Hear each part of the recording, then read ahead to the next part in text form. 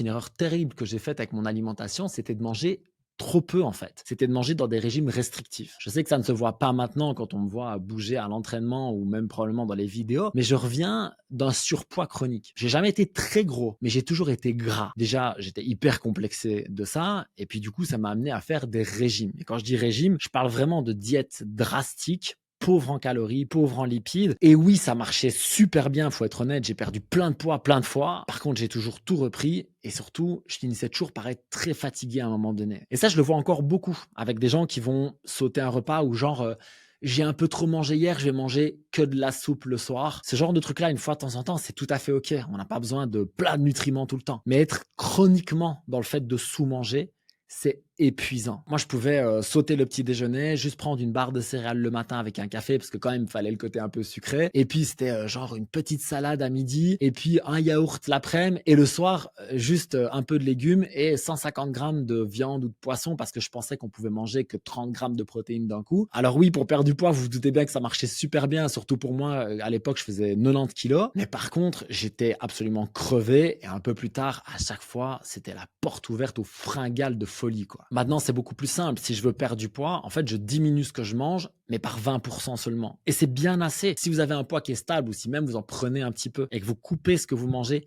par 20%, en fait, c'est suffisant pour démarrer. On verra plus tard. Mais dans un premier temps, venez simplement monter un peu vos protéines, parce que la plupart du temps, ça aide à gérer la satiété, puis ça préserve la masse musculaire. Ça a vraiment beaucoup de sens. Et à côté de ça, simplement un petit peu couper dans les sucres et couper dans les graisses, 20 à 30% maximum, vous verrez déjà des résultats énormes sans être crevé. Pour te faciliter la vie, j'ai créé un petit dossier avec les listes d'aliments qui contiennent suffisamment de protéines, mais également combien de glucides, lipides et fibres. Et je t'y ai même mis un exemple de journée pour transformer ton corps et ton énergie. Pour l'obtenir, commente liste juste en dessous et je te l'envoie immédiatement.